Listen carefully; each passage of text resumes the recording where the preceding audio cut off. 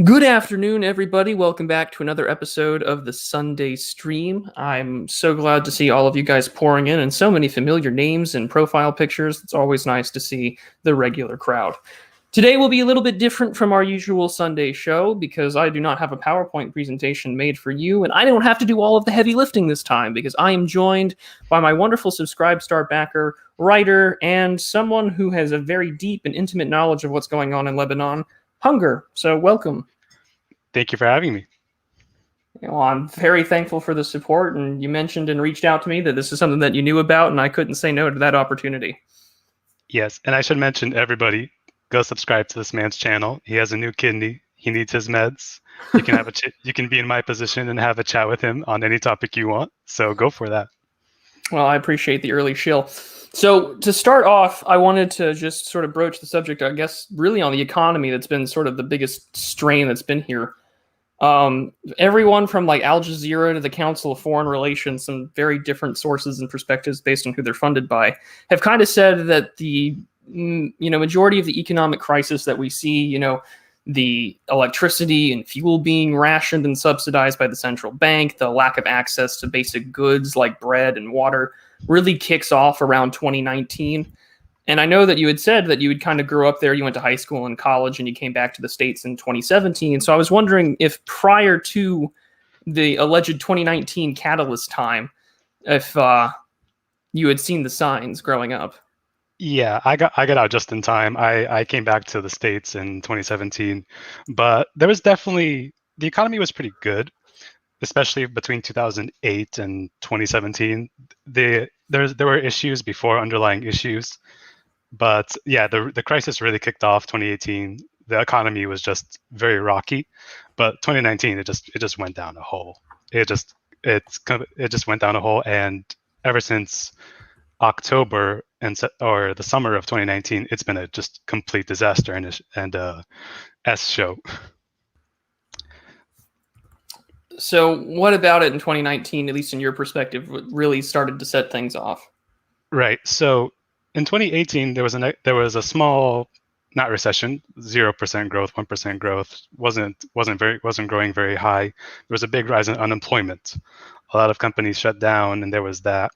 So there was this issue with the banking sector. The background to that is Lebanon has had a very strong banking sector going back decades. This was considered the Paris of the Middle East, the Switzerland of the Middle East, because of its banking sector and how much money was flowing into this country. That it had, at least, I think, for a small country, like over $100 billion in bank deposits. And this is a country of 5 million people, because Lebanon has this banking secrecy law where the government is not allowed access to your banking information, or any government is not allowed to your banking information. Switzerland has this, the Cayman Islands has this, and Lebanon is part of that exclusive club of banking secrecy. So this was a huge attraction for investors and people who wanted to make money off their interest rates. We had very high interest rates on both dollars and the local currency, the Lebanese lira.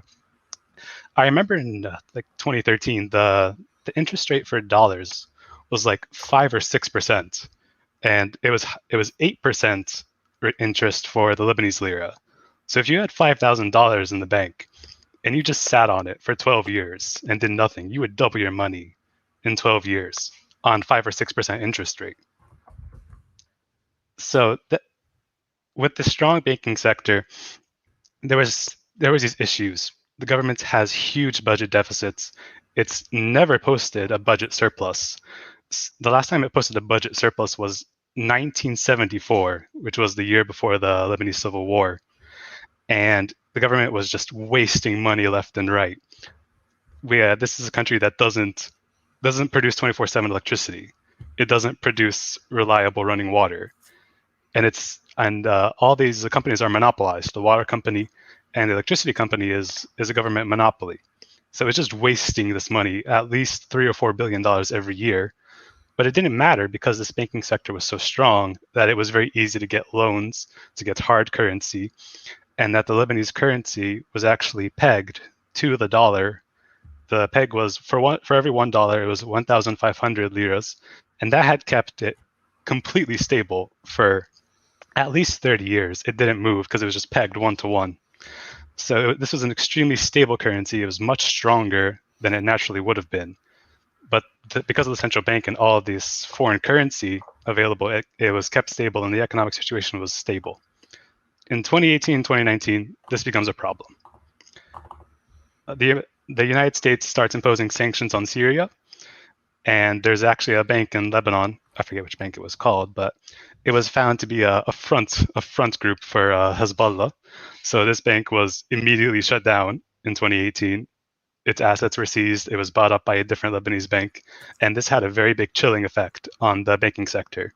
Investors were getting scared, and the economy wasn't doing good, and people were being much more conservative with where they were putting their money. So the rates of deposit growth in Lebanon really started slowing down 2018. And so in 2019, there was just this huge shortage of dollars that were supposed to be coming into the country every year. That just wasn't happening anymore. Because if those dollars don't come in, the government doesn't have a way of sustaining its debt and its deficits. And the government GDP to debt ratio is 150%, which is like, I think, in the top 5 in the world in terms of debt to GDP ratio. So 2019 comes around, and there's a huge shortage of dollars. And so the governor of our central bank, Riyad Salameh, he is the real architect of this entire crisis. He starts coming up with this term, financial innovations. And what he means by financial innovations is basically a Ponzi scheme to attract these foreign dollars back into the system to keep the debt level stable and keep money flowing into the economy. So these financial innovations, these private banks started offering people in dollars 12% interest on fresh dollars, on dollars entering the country right now. If you just that's insane to any American who's had any dealing with a bank off having 12% interest rate. Like, just imagine what that would feel like every year. Well, with that being said, I know that recently that from the Council of Foreign Relations had also mentioned, as well as some French outlets had said, since 2019 that the American dollar compared to the Lebanese lira, like the value has fallen by like 90%. Yes, over 90% as of today. But this crisis starts in 2019. This financial innovation Ponzi scheme. You can go back to reading Nassim Taleb. He was very good on that issue before COVID drove him crazy, but he was very good on that economic issue. And you can go back to this Ponzi scheme where even that wasn't enough to attract investors. Even offering 12% on dollars wasn't enough to attract investors to put their dollars in Lebanon. And so by the summer of 2019, there just wasn't enough foreign currency in the country to pay for imports like fuel, imports like wheat, everything, medicine even. So what they did is the summer of 2019 really kicked it off. The bank started instituting capital controls. People could not access their own money. There was a limit on how much you could withdraw with the ATM, and there was a limit on how much you can transfer out of the country. So people got really scared from this issue of capital controls, and they started a black market sprang up in dollars. And the black market slowly changed the peg. There was an official rate of 1,500 liras to the dollar, and then there was the unofficial rate that was inching up bit by bit, slowly in the black market, reflecting the real price of the currency, because people wanted dollars. It was stable, and there just wasn't enough of them in this country. And how's that black market holding up even now, considering that there's widespread electricity and fuel shortages, as well as, even access to things like bread?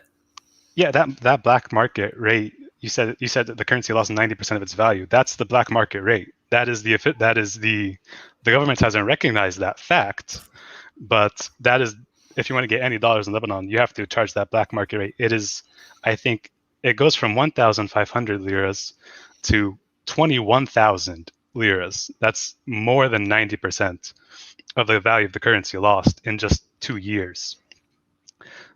So, and how much of the liras in the money supply is the central bank, doing what we're doing in the States, where money printer go burr, or they just sort of being more practicing restraint. No, the complete opposite. The money supply has tripled in the past 2 years. But the black market has been even worse. It's more than tripled. It's gone up 10x. So are they in any position of hyperinflation then? Or are they holding that off? Oh no, this is Venezuela levels hyperinflation. When in less than 2 years you can go from buying a can of Coca-Cola for $1 to needing 20 times the amount of liras to pay for that same Coca-Cola. This is hyperinflation. All right, so we've got post-war World War I Germany levels of inflation. We've got government subsidized electricity and fuel, although today the press from Haaretz just reported that they're no longer going to be subsidizing fuel, which is only going to make the energy crisis worse. Yes. I mean, where do we go from here? I mean, the political system I understand in Lebanon is probably one of the most unique in the area. You have, of course, it's a former French protectorate. The French mandate ends. The government sort of later, I believe in the 1980s, reforms itself to have its balance of Sunni, Shia, and Maronite Christian sort of rule as both the speaker, the premier, and the president. Yeah, so the political system is interesting, but it's also very fake. This is called the only democracy in the Middle East, which is technically true, but if you're any good kind of reactionary, that democracy is just another word for oligarchy. And so what we have is just a sectarian oligarchy.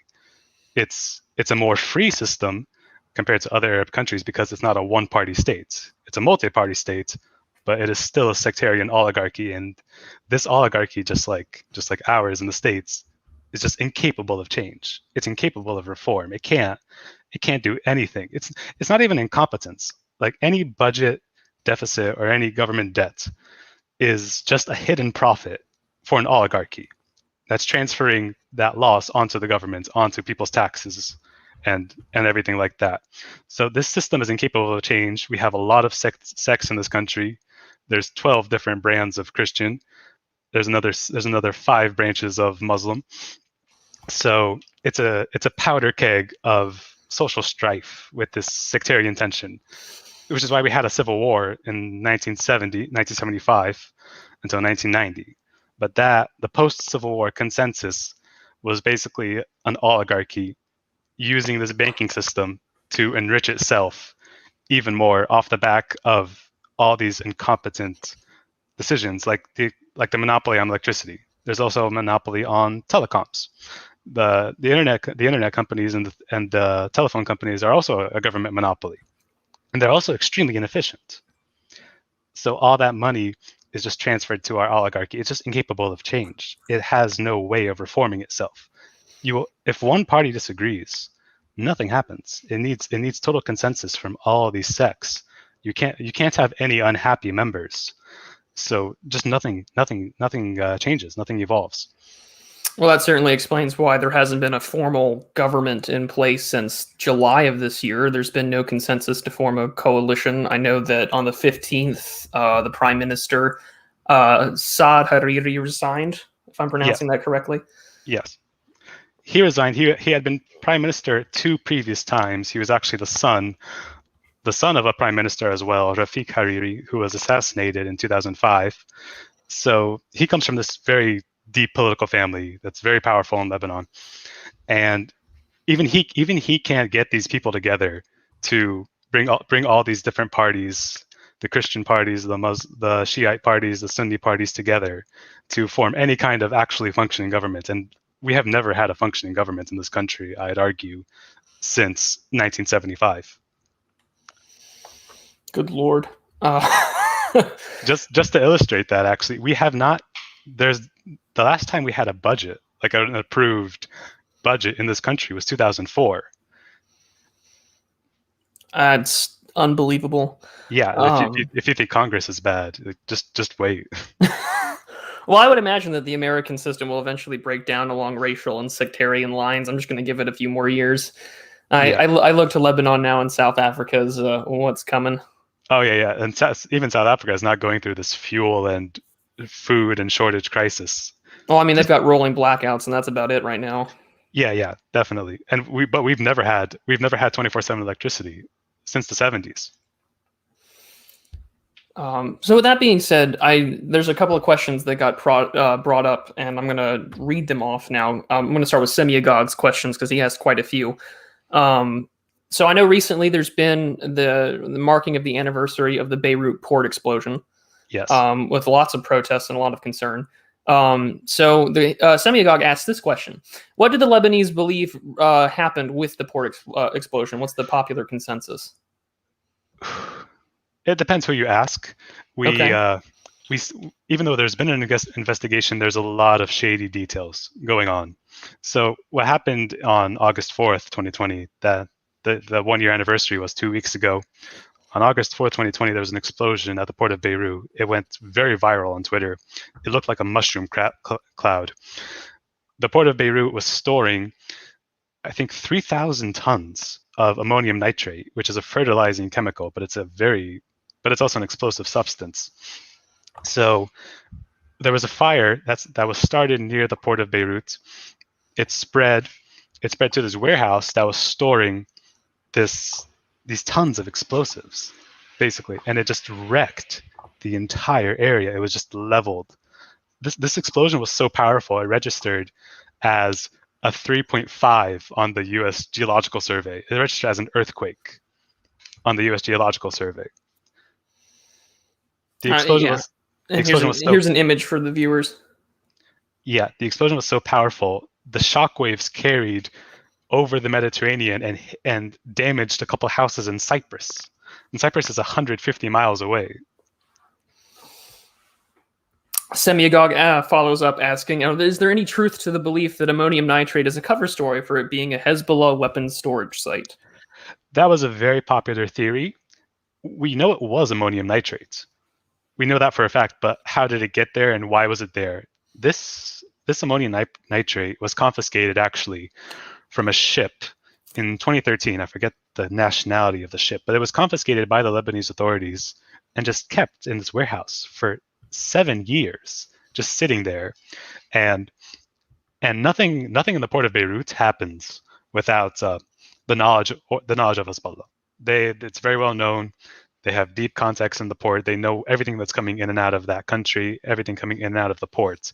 So they were aware of this. We know they knew of its existence. And he had also made a speech a couple years ago mentioning ammonium nitrate by name as a possible explosion to commit an act against Israel. So we know it was there. We know it was ammonium nitrate. At first, the first accounts, people had thought this was an airstrike. There's rumors, people saw planes, people saw it was the Israeli Air Force that bombed it. That turned out not to be true. But this ammonium nitrate fire, how did the fire start? We just don't know. So that's what's very shady about the situation. And to Semyagog's point, the interesting thing about Hezbollah's reaction to the explosion was they were silent for at least 2 or 3 days. When anything happens in the Middle East, like, the first people you blame are the Israelis. The first people you blame are the Israelis for anything that happens, even if it's not their fault. So the fact that Hezbollah was silent for 2 days, not even accusing Israel of doing it, it's the dog that didn't bark. So it's just this extremely strange situation that we just don't know all the details to. And so a year onward, I mean, has there been any information? Has the port recovered? Is it still relatively damaged? I can only imagine what an impact that's had on the Lebanese economy. Yeah, actually the more immediate damage to that was this building in front of the explosion. You can see it right there. This row of white buildings, those are actually the grain silos. If it was not for that grain silo in the way of the explosion, at least 100,000 people could have died. It only ended up being about 300 people that died from this explosion. There was about 6,000 people injured, 250,000 people just displaced because their homes were damaged and the structure. There was structural damage, so they couldn't stay in those homes. So 250,000 people were displaced from that and homeless. So that grain silo was carrying 15,000 tons. 15,000 tons of grain for bakeries, bread, everything. And that was yes. I had to bring it up since you had mentioned that's the first person everyone blames. Oh yeah. Yes, it's such a very true stereotype. Anything happens in the Middle East, it's Israel. You'll always get that someone has to say it. So those grain silos that were carrying these 15,000 tons of wheat were just completely blown apart. It's not recoverable. They burned, they burned to the ground, but they saved the city from 100,000 possible deaths, in my opinion. So now that we've brought up Hezbollah, I know that they will also, hold some their political party inside the Lebanese government. I know that they first started winning elections back around 97 or 2005, one of the 2 years. I'm trying to remember correctly. I know in 97, Hezbollah was declared a terrorist organization by the State Department. Yeah, But, Hezbollah is very Hezbollah is a very interesting case because they were a product of the Lebanese Civil War as a Shiite militia to basically, with foreign funding from Iran, they started becoming active in the Lebanese Civil War, and they were the people that bombed the U.S. Marines in 1982. It wasn't officially Hezbollah at that time, but the Shiite militants who committed that bombing, I think it was the deadliest day for U.S. Marines since Iwo Jima. Like in a single day, I think 200 Marines had died. 203. Yes. So the people that died, the people who committed that act became the group that would be known as Hezbollah. They were Shiite militants with foreign funding from Iran. So their express goal was to defeat Israel and drive Israel out of the country because Israel had also invaded in 1982. Hezbollah is a very interesting case because there was a huge debate that people forgot in the 1990s of whether Hezbollah wanted to become not just a militant sect, but a political party, and to enter elections in Lebanese politics. The first leader of Hezbollah was assassinated in 1991, I think, in Cana, which is the village where Jesus turned the water into wine. He was assassinated by Israel in 1991, and the current leader, Hassan Nasrallah, took over and became the secretary of Hezbollah.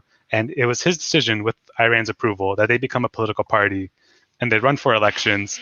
And this gives them political cover, to not just become part of the state, but to also act against Israel and have the blame for their attacks on Israel deflected to the state. And I mean, with that being said, considering their political aspect, I mean, that's the reason why there was the war between Israel and Lebanon in 2006, right? Yes, and I was actually there in the country in 2006 during the war, summer of 2006. So they call it the Lebanese Israeli War, but it was the Lebanese state did not get involved. The military, we have a military, but it's not a strong military, and it has no control over Hezbollah. It acts as its own actor. So they kidnapped these 2 Israeli soldiers on the border with Israel in 2006, and this gave Israel casus belli to start a war that was previously planned by Ariel Sharon to invade southern Lebanon. And that war was also devastating and terrible. But Hezbollah ended up, if not winning the war, it was a propaganda victory. It was a huge propaganda victory. Hezbollah was not destroyed, and they were firing hundreds of rockets a day into Israel, which the Israelis couldn't stop. The Israelis could not stop Hezbollah from firing these rockets. And this was just a huge PR victory because it's kind of like the Afghan situation. The Taliban is still there, Hezbollah was still there, and they just left the country. I mean, they managed to hold on to their positions in the Golan Heights, right? What's known as the blue line, the demarcation between Israeli and Lebanese claims in the area. The Golan Heights is part of Syria. That was invaded in the Six-Day War in '67. So that's not part of our territory. Okay. I know that it borders y'all. That's why I was asking. Yes, we share a border with the Golan Heights. Okay. But I mean, since then, right? I know that Israel hasn't done too much to attack at least Lebanese territory in regards to Hezbollah until about 2.5 weeks ago in response to rocket strikes. Yes, that was the first time in a while that anything flared up between Hezbollah and Israel, and it actually wasn't Hezbollah that committed that rocket attack. It was actually Palestinians, Palestinian terrorists in this country firing rockets at Israel in solidarity with the protests that were going on a month ago. And Hezbollah was very quick to shut that down and to arrest those people and saying like we do not want a conflict with Israel right now. This is not the right time. You're doing this without our permission. So we cannot allow this to happen. We want to be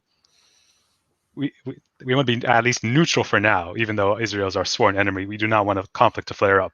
So that was actually a stabilizing force. Gotcha. And I know recently that Hezbollah has announced that they've got anywhere between 12,000 to 13,000 rockets that they're ready to fire. I know that the Diplomat was recently reporting that Israel is in this position of restraint. They recognize that Lebanon is in a state of economic fallout. And it's very close to kind of collapsing, at least from what seems to be the consensus foreign policy opinion. I mean, do you foresee, at least in your perspective, growing up there, understanding how a lot of what works between Hezbollah and Israel, do you see the likelihood of more Israeli intervention as things seem to rack up the tensions? I honestly can't say. You can never discount that, but I think both sides don't want a war for, I think, very obvious reasons. If you compare it to 2006, Hezbollah is 5 times as strong as it was in 2006. Like, just to clarify, they actually damaged a ship, an Israeli naval destroyer or cruiser, I think, in the 2006 war. They had Chinese anti-ship missiles that damaged this Israeli cruiser. This was a very big deal because this is supposed to be like a know-nothing terrorist organization, and they were able to damage this Israeli destroyer.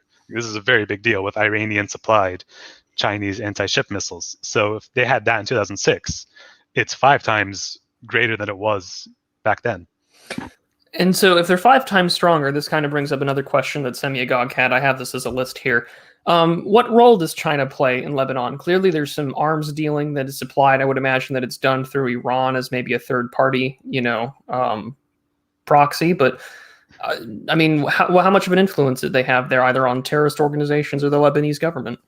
China has, I would say, minimal to non-existent influence in this country. The biggest players are Iran and Saudi Arabia, especially. It used to be the United States, but that's kind of declined over the years. But the 2 main regional powers vying for us are Iran and Saudi Arabia. Iran supports the Shiite groups, especially Hezbollah, with money and weapons and everything. Those are smuggled in through Syria. And Saudi Arabia supports, you mentioned him before, the previous Prime Minister, Saad Hariri, and his party and the Sunni community in this country. So those are the 2 biggest. Those are the 2 biggest backers, and it's their negotiations that also determine what happens in Lebanon. They negotiate on our behalf between the Shiites and the Sunnis. So I know that you had mentioned that the relationship between Lebanon and the United States has you say has recently deteriorated. What would be the cause of that? Is that mainly the American actions in Syria disrupting things? Yes, there's that. I wouldn't say it's deteriorated. On a personal level, many Lebanese are connected to America. There's a lot of Lebanese Americans. It's a small but influential community. Mm-hmm.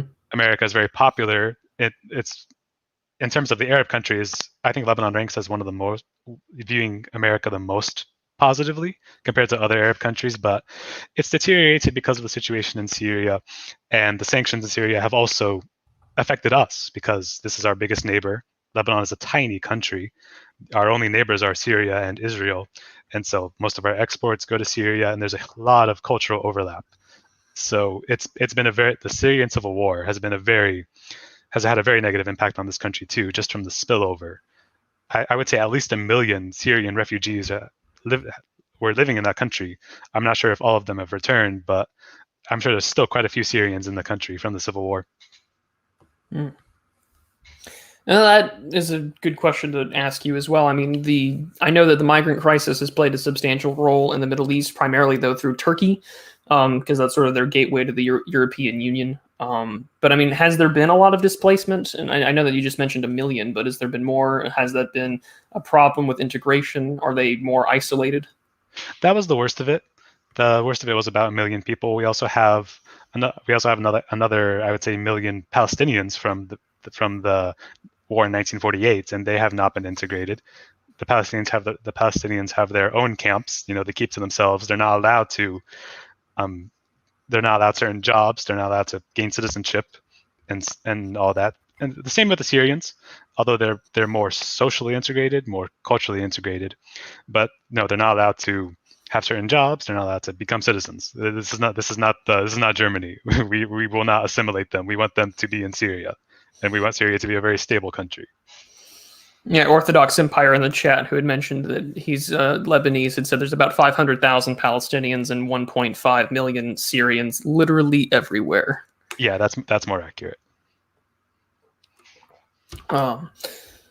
So there's a lot I want to pick your brain on, especially because you grew up over there. There's a lot that you see. You mentioned that you have very intimate knowledge because you've got family and close friends that live by, especially near places where a lot of the recent unrest is going on.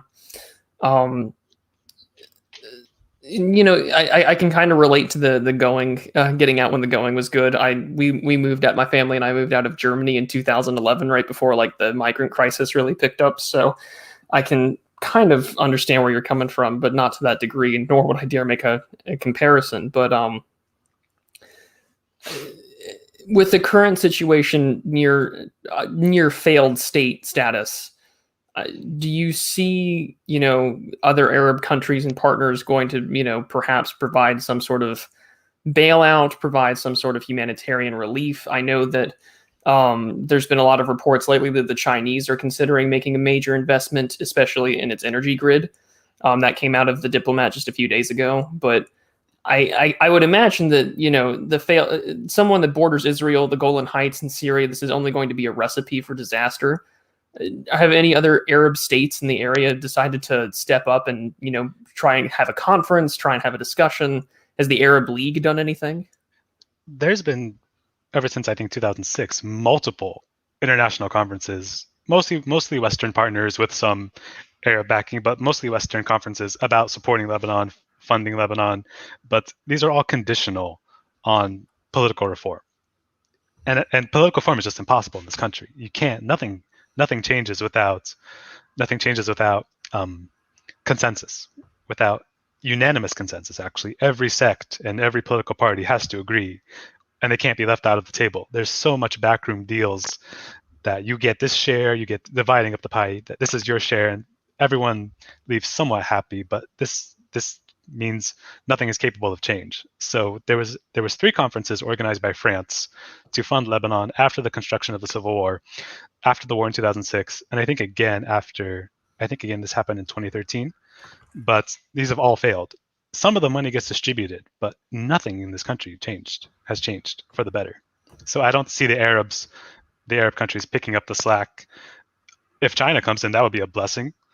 That would be a blessing. I actually talked about this with Moldbug, that recolonialization would be the best outcome for this country. Why do you say that? I genuinely believe independence was a mistake, that it's been a disaster ever since, and that you mentioned we were a French mandate.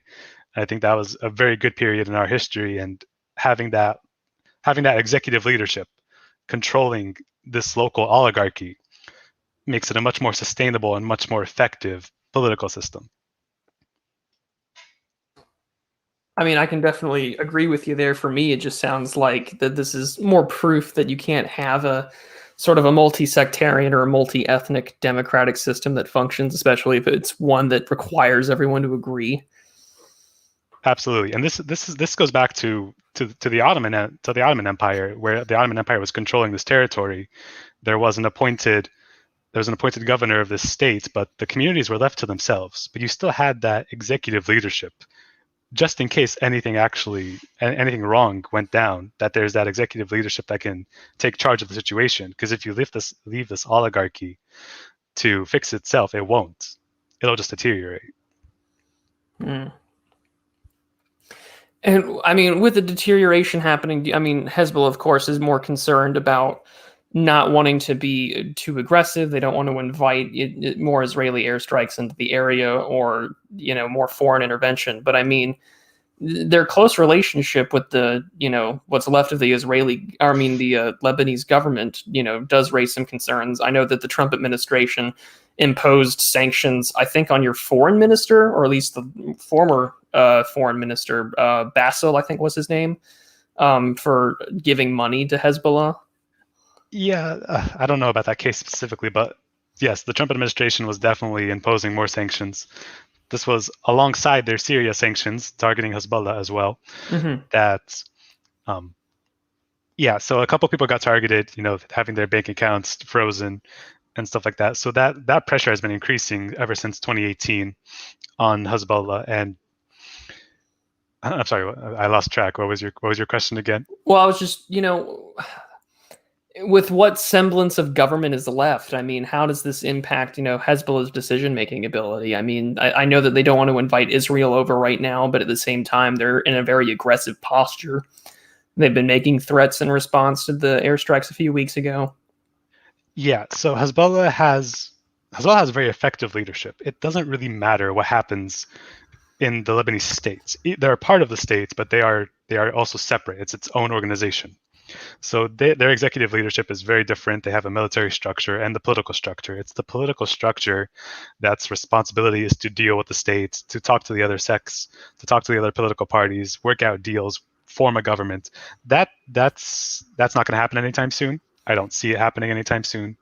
I just see the social situation deteriorating further until just breaking point and I guess Somalia level collapse. But Hezbollah as an organization funded by Iran to combat Israel will still continue in that military capacity. So this is me sort of just postulating here, and then I'll get to some more questions from the chat.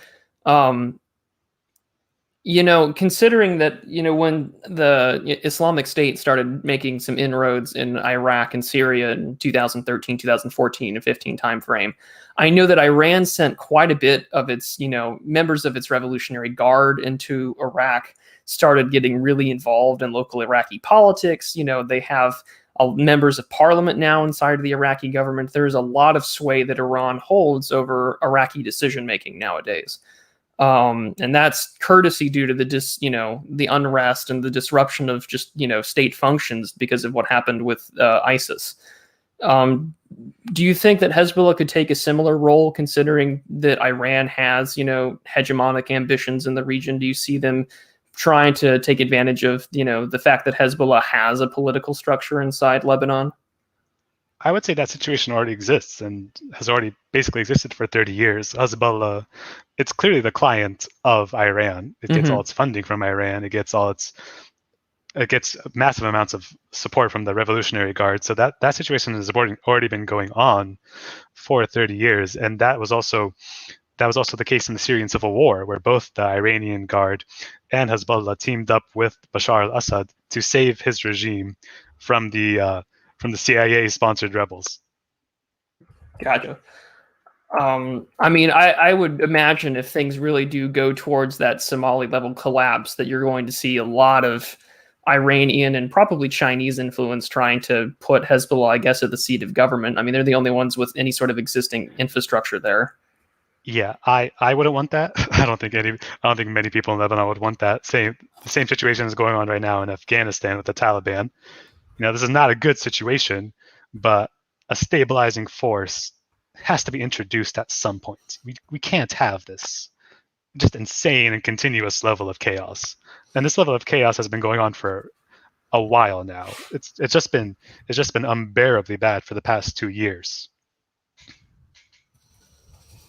I mean, from how I understand, at least from what I've been reading, I've spent, since we've had this conversation, I read your recommendation about Roger Scruton's book on this. I went through a variety of sources, your Substack as well, which I'll plug in at the end here. But to me, if collapse seems inevitable from just a domestic standpoint. I mean, when the fact is that they've got lines for bread, you've got reports from France 24 that was talking about how people are eating stale bread with barely anything, just a thin slice of potato and onion.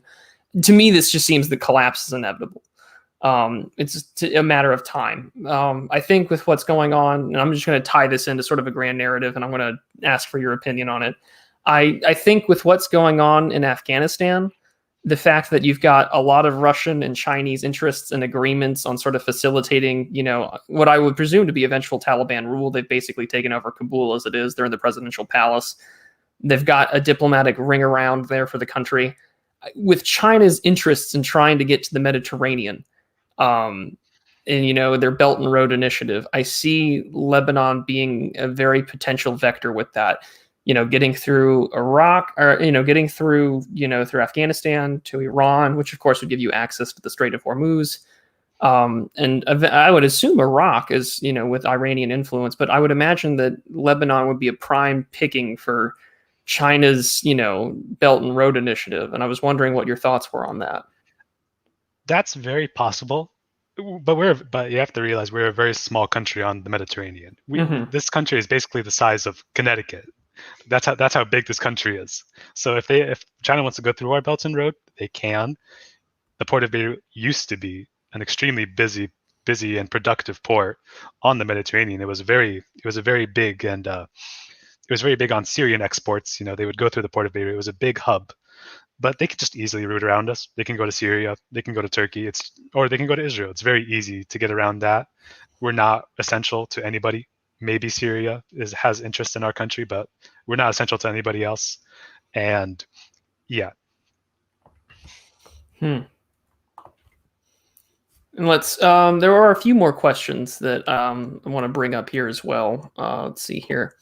The big one that I think that gets popularly asked, I know that Semiagog asked it, and I also had some questions about it, is, what's up with Carlos Ghosn, the former president of Nissan? I know that he fled the country. I know that he's a Lebanese native. Does he have an interest in, getting involved in Lebanese politics or trying to be sort of the strong man of the area? Like, how is he perceived domestically in the country? I wish we could have AA's car king literally running Lebanon. I would love to see that happen, but he's a very private citizen. That story, his escape from Japan, is just absolutely insane. Someone should write a book about it. But he's been, so as far as I know, he has occasional media appearances, but so far nothing. He's in this country escaping persecution by the Japanese. They were out to get him. They were out to get him for financial dealings. They don't like foreigners owning their biggest corporations. So I don't know who he upset to get chased out of Japan, but he upset that person, and he just escaped to this country. And he actually started teaching business classes at a local university, which is hilarious. Like, just the opportunity to take business classes from like this, one of the biggest executives in the world of this giant company, Nissan, that owns just more than Nissan. Oh, I know that he worked with Renault as well, right? In terms of the car companies. He was actually a French citizen, and he was of Lebanese origin, born and raised in Lebanon. Moved to France, became educated in France, and was part of that deal with Renault to merge with Nissan. Wow. And so, I mean, I would imagine, of course, the Japanese government doesn't want them having foreigners in charge of one of their largest export companies. But, I know that 3 people got arrested helping him escape to Lebanon. I would imagine that he's got a good chunk of his personal wealth stored here, considering the Lebanese banking laws. They sent spies. It was actually ridiculous. They sent Japanese spies to watch Charles Ghosn, and they stand out like a sore thumb. I'm sorry. What are these Asian people doing in this country with their interest in Charles Ghosn? Natalie says that Carlos Ghosn recently appeared on a Lebanese podcast episode, Sardé After Dinner. Yeah, he does some occasional media appearances. I'm going to have to start following what he does. We'll have to have a Ghosn watch now. That would be epic. Orthodox Empire says, I think that the Lebanese president has defended Ghosn. I wouldn't be surprised. Yes, he's very politically connected. He's a rich, powerful guy. I hope he becomes dictator of the country, but but that's not possible. But he's connected. He's connected. I see that we've taken the Caesarian pill. Very nice. Oh, 100%. So some more questions that also got asked, and I know Semiagog's got a bunch, and hopefully I think I've got a few more here. He asks for your thoughts on Lebanese claims to offshore gas fields and whether they'll receive development and what role Israel will or will not play in it. Oh yes, yeah. This is a very big topic. For a very long time, many people in Lebanon thought this was our saving grace. We discovered oil and natural gas off the coast, so this was going to bring in billions of dollars on the international energy market. It would save the country. We would have no debt, and just the economy would boom. And that's been because of our oligarchy. That's been completely stalled for about 8 years now. And with this current crisis, just nothing is going to happen. There's still negotiations going on with Israel, with the U.S. mediating in between them on the border, on the maritime border, for where we can start um, extracting natural gas and oil. So that's still going on. Israel's trying to push as much as they can that maritime border to get the most out of it. There's a huge oil and gas field right on the maritime between the two countries. I mean, has there been any proof, though, that this has been successful? In my reading, I know that at the beginning of last year, their first attempts at drilling did not bring any commercially viable amounts of natural gas to, develop and send out for export. No, but I think they found multiple fields of gas and oil. So if that one wasn't successful, there are others. We've already negotiated with both Syria and Cyprus on our maritime borders. It's just that Israel's sticking point for where we can demarcate it and we extract our own oil. But I don't see anything happening with this current crisis. Just nothing is possible. I mean, you guys are members of the United Nations Convention on the Law of the Sea. I can't imagine that this would be too difficult to negotiate maritime borders, but then again, you're dealing with Israel, so very stubborn people. Yeah. Gotta pull out that Megan meme again. Farba in the chat is quoting No Country for Old Men. Drainage, Lebanon, drainage. Oh my god. Nice. I think Israel wants to drink your milkshake is what's really happening here. Yes. They're trying to steal the oil, as they always do. Yeah. Felix Knight asks, I wonder if he's okay with Turkey taking over. I would, at this point, I'd be comfortable with almost anybody taking over, except maybe the Chinese and Israelis, but and Syria. I would not want them taking over either. So Turkey, I don't like Turkey. France, I would love France to take us, but they're not the Gaul anymore. I don't want Macron to take us over either. I just nominate Putin, to be honest, or Charles Gusson. Putin would be acceptable. He already controls Syria indirectly through Bashar al-Assad. So I see no reason not to accept Putin. Yeah, he's a sensible guy. I mean, at this rate, I think with the Iranian influence, you're closer to having a more pro-Iranian government in charge if this thing is to go the way it does. Yeah, they got their own problems, so I wouldn't trust them too much.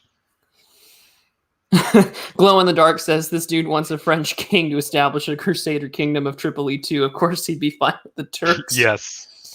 Yes, 2.0. Tripoli was a huge Crusader state. I think it was like the longest lasting one in the Crusader kingdoms. So, with that being said, though, I mean, you've mentioned that you do get a lot of personal, correspondence with what's going on. I was wondering if, without, giving away too much information, no one here wants to get doxxed. But I mean, like, what do you hear on a daily basis? How often is your communication? I know that before the show went live, you mentioned to me that you've got cousins there. You're not, you still hear from those that you went to university with. I mean, so what are you hearing on the ground directly from the average guy? I'm hearing total shit and disaster on a daily basis. If it's not one thing, it's another. Just yesterday, there was a huge truck explosion. This fuel truck that was carrying like a ton of fuel just exploded. We don't know how that happened yet. It's too early to say. This happened just yesterday, and so far, I think 28 people have died in that explosion. My theory is that they were smuggling it to Syria because the government is subsidizing fuel prices. They're buying it super cheap in this country and exporting to Syria on the black market price. So they're just making these huge profits. The same thing happened with everything the government subsidizes, with medicine, with wheat and fuel. And these people take advantage of this government subsidy, buy bulk, and then just sell it on the black market in either Syria or Egypt or even inside the country. Yeah, that's what I was reading today about the explosion, that this was a black market truck and that people were trying to extract it and something had started to fire, causing the explosion. But I can only imagine that it's still too early to tell. But I can imagine that the black market is very alive and well, considering you've got rolling blackouts and limited fuel resources from the government. It's very profitable. It's not a better time to be a smuggler. I'm getting Lord of War vibes now. Oh yeah. It's a shit show. It's just a shit show on a daily basis. I mean, other than just complete collapse, I mean, is there anything specific that you're hearing, or people trying to get out? I would imagine that the wealthy have already left or are planning to leave. Yes. So our oligarchs have already got their money in Switzerland. They got all their money out before the banking crisis happened. So just to illustrate how absolutely crazy the situation is, everyone I know is trying to leave, trying to emigrate. The agency, our State Department, it's called the General Security. This does passport renewal, issuing passports, all that stuff with immigration. They have 7,000 people lining up a day. The line starts at 3 a.m. and they only have the capacity to handle 300 people a day. This is how desperate everyone is to leave this country. I mean, I was reading earlier today about how bakers are getting like government subsidized flour in these like little parcel deliveries, and that the line for bread will start at the same time as early as 3 a.m. Yes, and the line for gas is also insane. People are waiting. Someone died in their car last week waiting for gasoline. Because of the heat? Yeah, it's very hot in summer, and you don't turn on the car because you want to save fuel. Good Lord. And I mean, with everything going on as well, I mean, between the pandemic and the power, I mean, have all supply lines at this point completely broken down for like even medicine? Yes, if you go to a pharmacy today, there's nothing on the stands, not even generics. It's basically practically empty of anything, and it's gotten much worse because people are starting to hoard. People are hoarding medicine, and the smugglers are hoarding it and exporting it. So it's actually leaving the country. Good Lord, an absolute disaster. Yeah, just another. This is such a happy topic to talk about. But another illustration is AUBMC, the medical center for the American University of Beirut. It's the most famous hospital in the country. Because of the power issues, they're only receiving 2 hours of electricity a day. They're relying on private generators for the other 22 hours a day. Because of the fuel crisis and the shortage of fuel, they have people on ventilators that are going to die soon once the power cuts out if they can't keep the lights on. That's incredibly dark. I mean, Yeah. Jesus. Yeah, it's complete social, economic, political collapse, and nothing changes. This is life under an oligarchy. Nothing changes. I mean, so with all that, I would imagine that there's protests on the daily. I mean, the people can't just be, taking this with their chin up. There's been multiple protests, and every time we have a round of protests, it's followed by this huge learned helplessness. It's just complete despair. And these protests are extremely emotional, and people are thrashing and just trying to. Everyone knows the situation. Everyone is angry about everything because everything is shit. But nothing happens. Just nothing happens because this is not like Egypt. This is not like Tunisia. This is not a one-party state.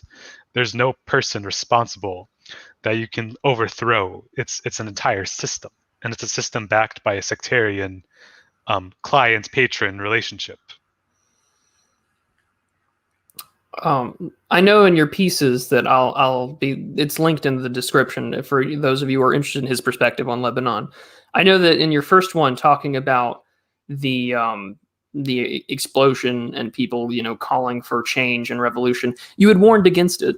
And And I found it really interesting that you agreed and you empathized with their anger, but you were adamantly opposed to any sort of immediate social upheaval or change in government.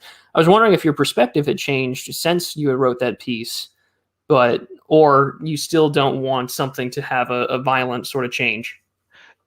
Yes and no. I would Okay. say I would say I would say at this point it can only end in violence.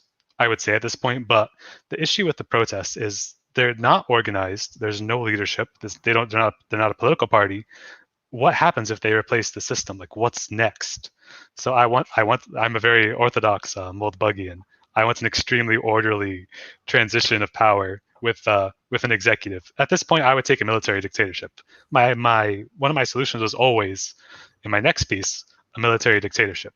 That is the way I see it. I do not want this chaos, French Revolution style street protests and just murder on the street. I want it to be very organized. I want the system to collapse the right way and not in a chaotic, destructive way. And with that being said, because you're advocating for sort of a military junta kind of rule, you mentioned though that the military is relatively small. I mean, are they still making what's left of any sort of infrastructure and government function nowadays? So, I mean, what is their current role in this situation? The army is very stretched. There's a lot of security issues going on in the country. Basic public law and order is an issue for the army. The police are almost non-existent. They do almost nothing. They just collect the paycheck. But yeah, the army still performs functions, but the situation has gotten so bad that the army has been forced to go vegan. The governments can't even fund buying meat and cooking meat for their own soldiers. This is how bad the country is. They can't even afford meat to feed their army. Yeah, I've got your first piece up for the audience to view. So I mean, there's a lot that you mentioned. You talked about this as far back as just a couple weeks after the explosion a year ago. And here you go. You start off right here. Revolution is always bad. Many of you will disagree with this, but I will repeat: revolution is always bad. I mean, is that a perspective that you still hold? I'm very much anti-revolution, popular movements. Like I have Burke as my profile. Your whole Yes. topic here is very Burkean with the reflections on the revolution in Lebanon. Yes. But I mean, you mentioned even earlier now that the popular unrest or movement is most likely what's going to happen. I mean, where do we go from there would be the question. I can only imagine that the people can take up arms or take up some kind of protest movement and try and move things over. The population is very armed. But these arms are an extension of the political parties, which make up the oligarchy. So I don't see that as the spark on the powder keg. But there's already so much social upheaval that somebody has to stabilize the situation. So I don't want a revolution. I want regime change. I'm very explicit that I want a regime change. If Russia can take over, or France, or just anybody, just Charles Guston or the military, somebody has to take over this country. It's just I do not want this revolution from the bottom of chaos and disorder that makes it worse. But the only way to dislodge an oligarchy is an organized attack. The only way if something is decentralized, then only a centralized, concentrated force can combat that. I mean, I'm inclined to agree with you in part because any sort of popular unrest, I would imagine, would immediately break down on sectarian or ethnic lines, considering that if the government falls apart, then they're going to start pointing fingers at each other as to who's to blame. That's a very real possibility. Sectarian strife, you can never discount it, and you can never know what happens. We have a very long history of this, of just massacres and sectarian conflict and all that stuff. So we should avoid that at all costs. The regime change should be very organized, very, very stable, very non-violent as possible, which is why I would like a quick, coup d'etat. Vagoda in chat, who I'll put his or her comment on stream, says Hezbollah is really the one that rules Lebanon. And as someone who's Lebanese, I'd like to hear your thoughts, because Vagoda had mentioned in the comments that they're from Israel. Yes, Hezbollah kind of rules Lebanon. I would say they are the dominant faction. They are not the hegemonic faction. They do not control everything in Lebanon. The state is a separate entity from Hezbollah. Hezbollah almost always gets its way, but it has to contend with these other factions. It has to contend with these other sects. So it doesn't control these parties. It has allies that are Christian, has allies that are Sunni and Alawite, but it is not a hegemonic force. It does not actually control the entire country. It just exercises, I would say, the most control. Even if you're an empire, you still have to contend with the local clans and tribes and factions. So Hezbollah does not rule over them. It's just the biggest fish in the pond. Semyagog states that Hezbollah is running more or less a parallel structure rather than a complete, control of the country. But yes, that's correct. And I mean, in what ways are they operating in parallel? Are they also operating food distribution, medical centers? Oh, absolutely. If you read my article, I go into this. It is a parallel. It is very organized parallel structure. They have their own hospital network. They have their own construction companies. They have their own welfare centers that are extreme. This is all soft power. This is an extremely effective way of organizing support for clients. These group of clients that rely on these construction companies and welfare centers and their own hospital network makes a very loyal population out of the people using these services. So it is their own. It is a state within a state in a sense. And yeah, you mentioned it here in your first part. You say the Party of God is the most obvious example of one of these political NGOs. They have charity organizations, they have construction firms, they have daycare and social welfare centers. None of these are the formal part of the government, but they are organizations that provide much needed services in exchange for party loyalty and votes. And so on, they are the real government of Lebanon, or what I call the parallel state. So exactly kind of what Semyagog is referencing. Yes. And here comes the fun part of your article, which I really enjoyed. The uncomfortable truth, dear reader, is that the secret desire of every NGO, whether they are a civil or political group, is to either write the public policy and laws, or better yet, become the formal government department. These organizations remain informal because that is the only way for them to remain effective. But once they are a part of the government, then they are secure in their existence and have direct access to power, which I would argue is pretty much what Hezbollah has accomplished.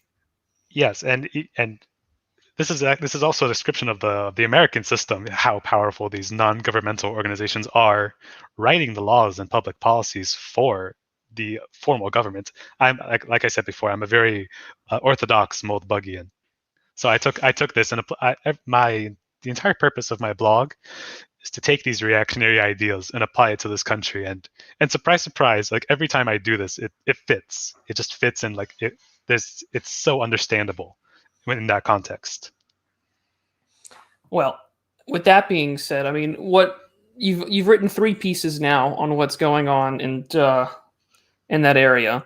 I was wondering if you would like to talk about it a little bit more and some of your thoughts. I'm going to be right back. I need to use the restroom, so by all means, continue. Okay, no problem.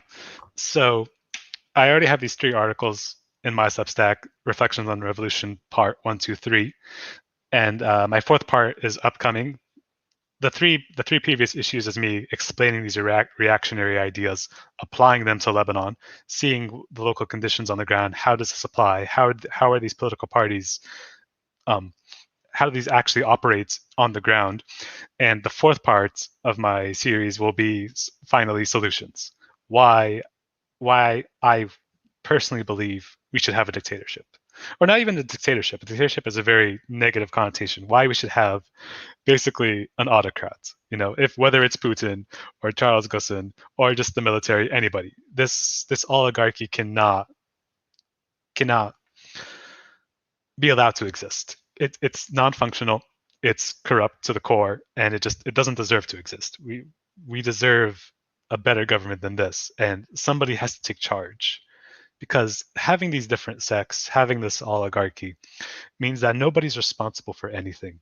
This is the core reactionary idea. No one is responsible within an oligarchy. No one takes charge of anything. So the blame for all issues is just bounces off them like it doesn't even matter. So the 4th upcoming article is why we should have an autocrat.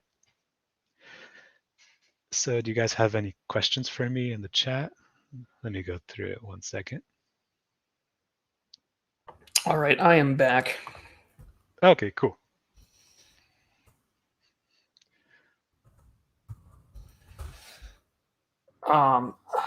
Let's see here. Suno's Hamar says the classic democracy problem. No one is responsible. Yeah, I was basically talking about my blog and the reactionary ideas behind them. Semiagog asks, was there historically a Baathist or National Socialist party in Lebanon? Yes, there was. I think the Baathist intellectual movement was actually started in Lebanon by Lebanese Christians, and that got exported to the Arab world. This idea of pan-Arabism that is also part of the Baathist system was also started by Lebanese Christians, Orthodox Christians specifically. So it does have a history. It's not a very big organization in this country.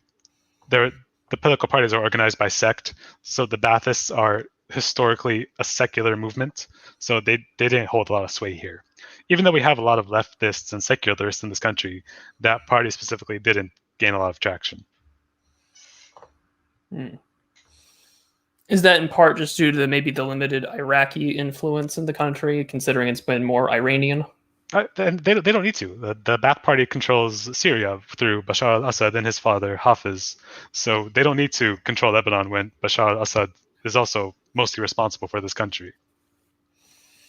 Gotcha. So with all that being said, and we've gone over, a lot of the economic crisis, the fact that Hezbollah, runs at sort of parallel institutions in the country, your desire for regime change or an autocrat to rule. Where, in your view, do you see things going personally? I mean, regardless of maybe your reactionary perspective or what you would like to see happen, what, based on your experience growing up there, having family and friends there on the ground, what do you think happens next? I think that's a tough one. We're obviously going through the social collapse and economic crisis. So at this stage, I think we just have to return to like neo-feudalism, that these political parties have their factions, they have their clients, and they would just, I think, carve out their own sections. This was already the case during the Lebanese Civil War. So the different sects would control their area and their territory and have their clients underneath them. So that could easily happen again. But this is not a military crisis, this is an economic crisis. So I don't see how they can solve that very easily. So with that being said, with how things are complicated, Stive Wonger asks, why can't the country get food and energy? Is it because mainly due to the port explosion a year ago? The port explosion was a big deal, that it destroyed a lot of grain in the country, but the issue with importing food and energy is the currency. The currency has lost 90% of its value due to the hyperinflation. So it's just basically unaffordable, at this point. And there's no money coming into the country except from like charitable family members. Like people will send billions of dollars to their families over there, but there's no economic activity. It's just grind to a halt, and the lockdowns were also a huge deal in that. The third world was just going through a huge crisis because of the lockdowns and just not having access to economic activity. Suno's Hamar follows up asking, are the people in the Hezbollah-controlled areas less affected by the crisis due to these institutions? I would say no, because you can't avoid the currency issue. But I would say because Hezbollah has foreign funding, they have an easier time getting foreign funding and money to pay for services. Mm-hmm. And then Semiagog asking the fun collapse question, is there any conceivable way Lebanon could disappear and be absorbed by surrounding countries? That's definitely possible. Lebanon is a somewhat artificial country. This was a territory that belonged to Syria before World War I, and it was carved up at the request of Lebanese Christians. They wanted their own state within the Arab world for a Christian population. So it could easily pass back into Syria, but I don't think anybody wants that so far. I mean, correct me if I'm wrong, and this is me trying to remember a lot of my French and English Middle Eastern shenanigans. I mean, Lebanon is carved out the same way that a lot of territory was in the Sykes-Picot Treaty in 1916. Yes, it was that was an essential deal because France has this very long history with the Maronite Catholics, which is the biggest Christian sect in the country. I think they're about 20% of the entire population is Maronite Catholic. They had this going back hundreds of years since the Crusades, actually, this history with France, and they had that influence to say we want to be our own state. We want to have a Christian state or a Christian majority state in this region, and this is our home. This is a holy land. You know, Lebanon is mentioned like dozens of times in the Bible. So they asked France as part of the Sykes-Picot Code that we want our own state. The population is no longer majority Christian and hasn't been majority Christian since 1936. Stive once again asks in relation to the coronavirus, did Lebanon engage in hard lockdowns or something else harder than most of the United States? I would say it was pretty hard. It wasn't Australia levels, but it was surprising how compliant people were with lockdowns. So yeah, we even a minor lockdown in the midst of an economic crisis is just makes it 5 times worse than it would otherwise be in a stable economy.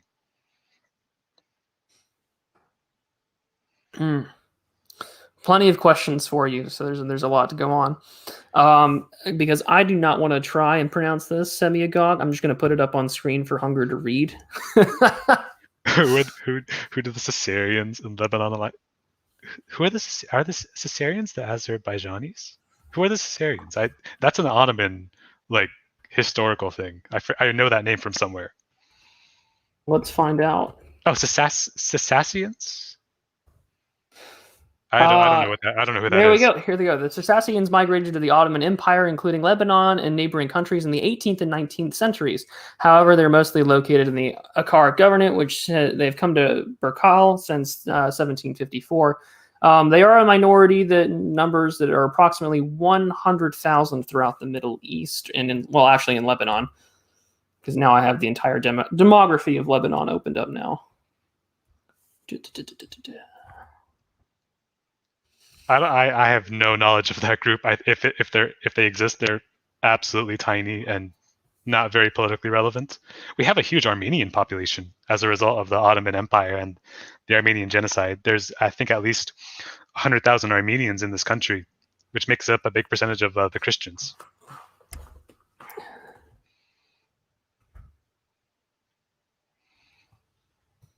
Okay. So Semiagog says Arabic Cherkess. I'm sorry, I don't know about those Circassians. There seems to be so many different pronunciations. I don't know anything about about those people. It's extremely small minority if they do exist. We have some Kurds, we have Alawites, we have like I said, a lot of Armenians, but I've never heard of that group in Lebanon. Orthodox Empire says Lebanon was a majority Christian country until 1970, when we constituted 50% of the population. It was before that. We haven't been a Christian majority population for a lot longer. The last census, like this, we don't even know, because the last census in this country was 1936, when it was 55% Christian. We have not had a census in 90 years because it would be too politically explosive if we ever actually had the real numbers of Christians in this country. Yeah, right on point. There's been no official census since 1932. 1932. Yeah. From where I'm reading this, this is from the Library of Congress. They had some studies done from the Congressional Research Service. They said that Christians were still half the country by mid-century, but by 1985, only a quarter of all Lebanese were Christians. A lot of them emigrated during the Civil War. My father did that. He emigrated during the Civil War, and they have a lot lower birth rates compared to Sunni and Shiite populations. So it's just, I would say now, because it's stabilized after the Civil War, I would say now it's 30%. Probably, I would say probably even less than that, given the past 2 years of economic crisis. They have more economic opportunities to leave the country. So I would say it's maybe 30% to a quarter right now, which is still the biggest percentage in the Middle East. Vigoda asks, what does he think of Israel, and what does the average Lebanese think of Israel? what does the average Lebanese think of Israel? Not positively, although at this point it's not the biggest issue. It depends who you ask, and it depends what sect you ask. If you ask most Christians, they're like neutral to negative. They don't like Israel, but they don't really care or give a lot of thought to it. If you ask the Shiites, and the Sunnis, they care a lot because they care a lot about the Palestinian issue, and they're very adamant about that and very passionate about their hatred for Israel. The Christians are neutral and negative mostly.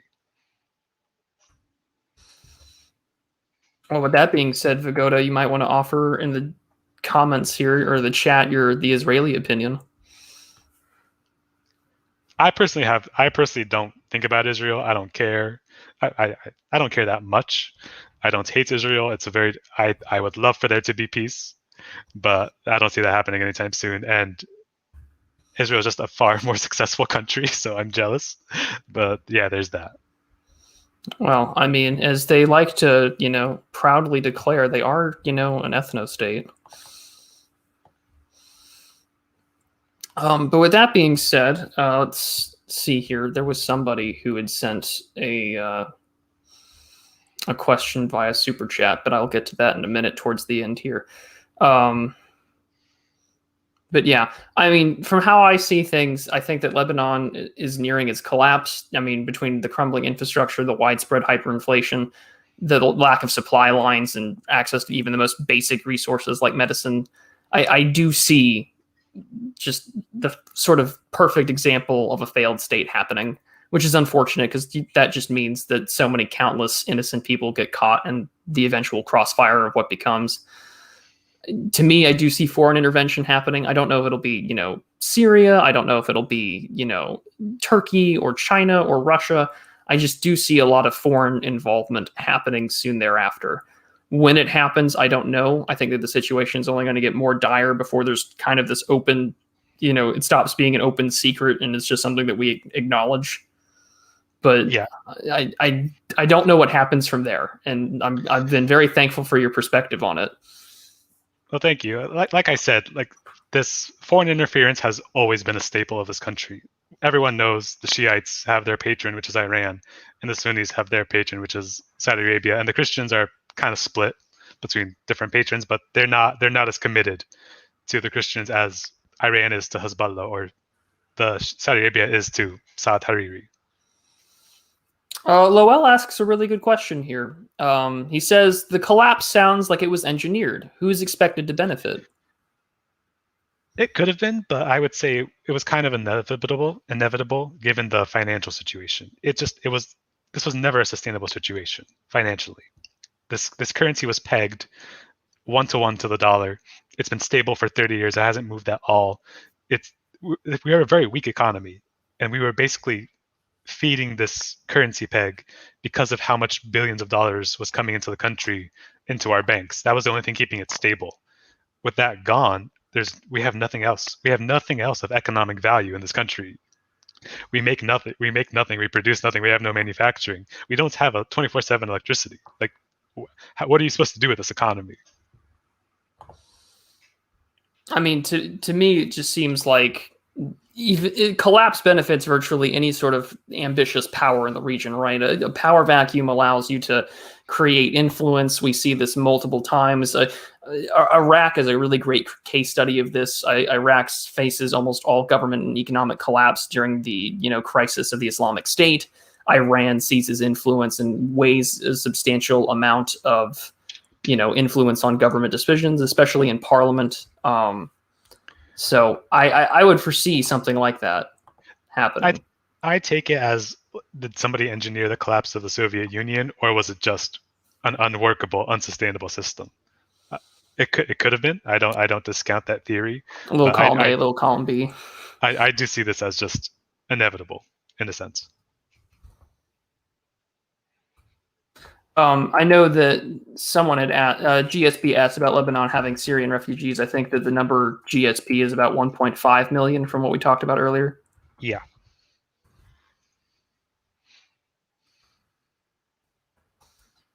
Trying to respond to some comments here. But with that being said, I think that is a good place to end there. at least for the main commentary, and we can get to some questions now. So with that being said, I'm going to share screen so we can do a little bit of shilling and a little bit, of course, of everyone's favorite part of the show. So let me share screen real quick and we'll get to it. Share screen, make sure that audio is sharing. I only just learned about that share audio option like a couple of weeks ago. I feel like a complete boomer when it comes to tech. I was clearly not made to be a content creator. I'm in the same boat. That's why I have a blog. But yeah, so this is, you can find Hunger here on Substack. I also have it in the description as well. So this is a lot of his work. He still writes on there, and you said that you're gonna have another piece up there soon. Yeah, my fourth piece. The past 3 articles have just been about explaining reactionary ideals and applying them. The fourth one will be solutions, which is why we should have a dictator. All right, I'm very excited for the advocation for a Caesar in Lebanon. Looking forward to it. So with that being said, make sure that everyone has. Hey, there we go. I finally got Vagoda's message on there. We might have to do a follow-up on this because I would love to get, a Lebanese and Israeli perspective on there. So I'm not ignoring you, Vagoda. I think we will have to schedule a future conversation. I'm just near the end for this. So don't worry. We'll schedule something in the future. But yes, and I also see that our viewership numbers are going up towards the end of it all. So everyone is actually here for Frog of the Week. Look at that actually happen. My friend Conscious Caracol is right. Everyone is here for Frog of the Week. Very understandable. Oh, absolutely. So I hope everyone has their headphones ready. I hope the volume isn't too loud, but hopefully it goes off without a hitch this time. It does. Wonderful.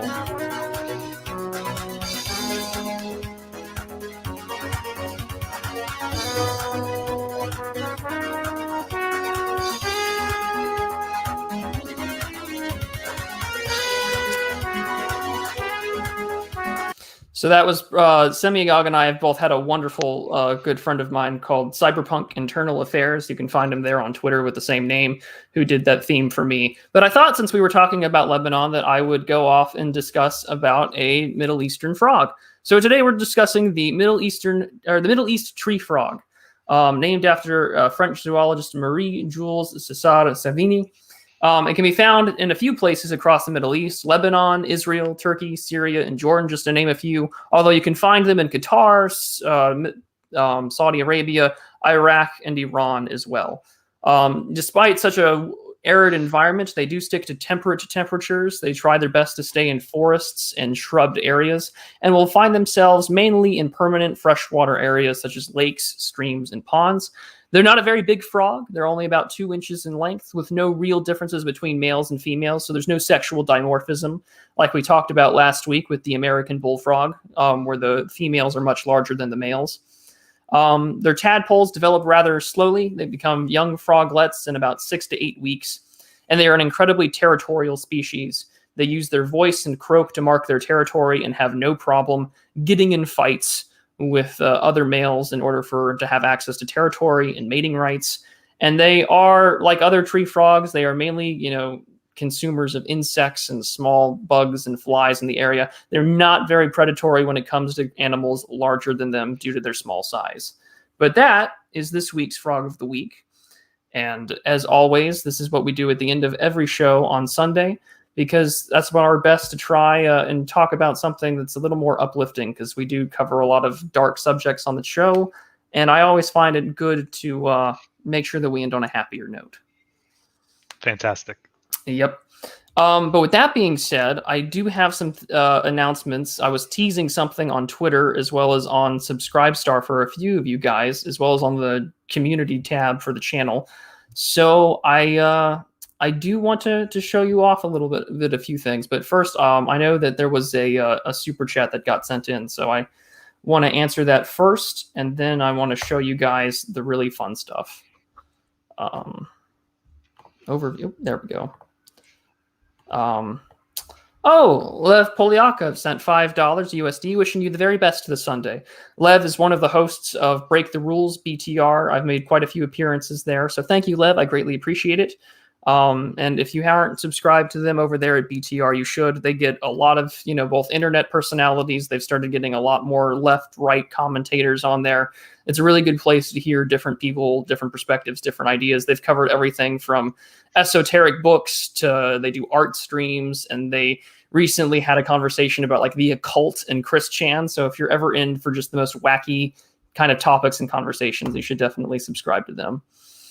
It's very wacky. I've watched a couple episodes. Yeah, and I mean, I've been on as a guest quite a few times, and the stuff that gets talked about is quite interesting. Yeah. But with that being said, I do want to show off something that I've been working on. I promised that I would have it by the end of July, but of course, between surgery and recovery, I've been a little bit busy, but I'm going to show off finally what is sort of the prototype, and with your feedback, I'll make some changes. But here we go. Let me go share it real quick.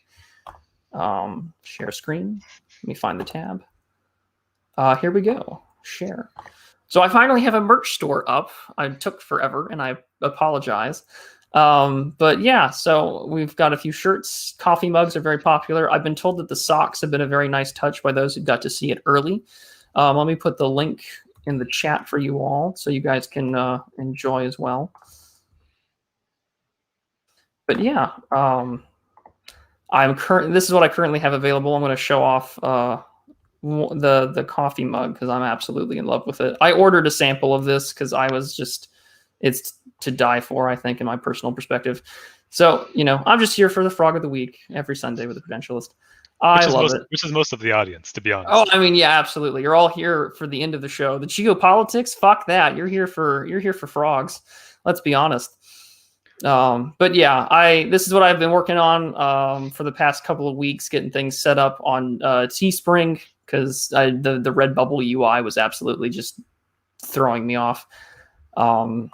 But yeah, and a buddy of mine on my Telegram showed off this lovely image of a mix of Pepe the Frog and a portrait of Edmund Burke. So they're now on socks and a mug now. So yeah, I'm absolutely in love with it. They're great. I ordered a sample of one of the mugs and these socks, so I'll hopefully have some pictures to show off in a couple of weeks when they get here due to shipping. I love it. I'm definitely buying the socks for sure. Yep. And you're right. We were absolutely right here. Mind and She are one on the comment says, I'm here for the froggy. Absolutely. I had someone on Twitter comment the other day, or when I was talking about having a merch store thing. He's like, why frogs? It's just like, it's more for posters. The turtles are better. And I'm like, dude, you must be new to the channel. It was a good time. But yeah, so this is what I have available. I've got the link shown up on screen, and I think I'll have it in the description once we wrap up here. But yeah, here there's the mug version of it. I have it as Frogissimo Burke here because someone came up with that title for me, and I absolutely loved it. So yeah, this is what we have available for now. There will be more stuff as we get as the channel grows and stuff like that. But I got so enamored with just how these things all turned out because I didn't hire anybody to design this or anything. The Frogman Burke thing came from a friend, so I liked how they went. We also have just a "You Were Warned About Revolution" from Mr. Burke himself. So all sorts of great stuff here. But yeah, again, Hunger, I'm really thankful for both your patronage and coming on to have this discussion. So for all of you, though, if you're wanting to come on and have a conversation on a Sunday stream or even some other kind of conversation in general, if you're a backer either through YouTube memberships or on Subscribestar, we have a variety of frog tiers for you, then you will have an opportunity to come on and have a conversation and talk about what's going on. And also you'll have access to votes on what kind of topics and videos you want me to cover, as well as a community stream that I plan to have sometime towards the end of the month. I've got OBS on my gaming PC, so I'll probably be streaming a game or two with you guys, and we'll have just a fun regular hangout. So that's what's happening, and I'm just enjoying how everything's been going on. The only thing that I ask more than anything than money, because all of your money goes to paying for my medication or goes right back into the channel with, books and designs and things on Fiverr and things like that, is just to share the stream. I would greatly appreciate that more than anything. The more people that get access to this stuff, the more we get to grow, and the more people get to stay for Frog of the Week, and that's what matters. So I'm thankful for all of you guys. I get to see so many familiar names and faces in the chat. That warms the hell out of my heart, and I'm very thankful. So Hunger, is there anything else that you would like to shill or talk about before we wrap things up for today? No, sounds good. Just the Substack, hunger.substack.com. I have in the works that last article on reflections on revolution in Lebanon. Then I have another short story I'm coming up with right now. And I hope to, after that series is done, do some commentary on the Arab Spring. And it's been a very interesting 10 years with how it's ended. So that would be a good reflection as well. Remember, there's no white boy summer without the Arab Spring. Nope, not at all. And how did they accomplish this? Through jihad. I love all the memory TV memes. It's like the greatest thing I think that's really come out of the Middle East for online internet culture. Definitely. Although the best thing that I remember happening in like Middle Eastern Twitter or like Arab Twitter was just like Biden gave that press statement on like the Armenian genocide, and then the song Istanbul, not Constantinople, was trending on Twitter with a bunch of Turks adding Joe Biden. It was the greatest thing ever. Oh, I love it. I love it. Retake Constantinople, 100%. That's the plan. That's the plan. That is the plan. My people had that empire. It's over though. Well, for now. But with that being said, ladies and gentlemen, I do have Hunger Substack linked in the description. There are plenty of great ways to support the channel, but most importantly, do hit the like and share buttons. That's the greatest way to make sure that this channel grows. I love what we do. I'm going to be here every Sunday providing the best foreign policy, international relations theory sort of analysis that I can. And for a special announcement, Semiagog and I will be on his channel this Wednesday evening, I believe at 7 p.m. Eastern Time. And we will be discussing everything that's going on in Afghanistan. So, with that being said, I will see you all on Wednesday, and I will be premiering a video with my thoughts on the Distributists' commentary on where we go from here, is July 4th Substack post. That will be premiering later this week on Thursday. So with that being said, everyone, I will see you all next time. Take care and be prudent, everybody. See ya.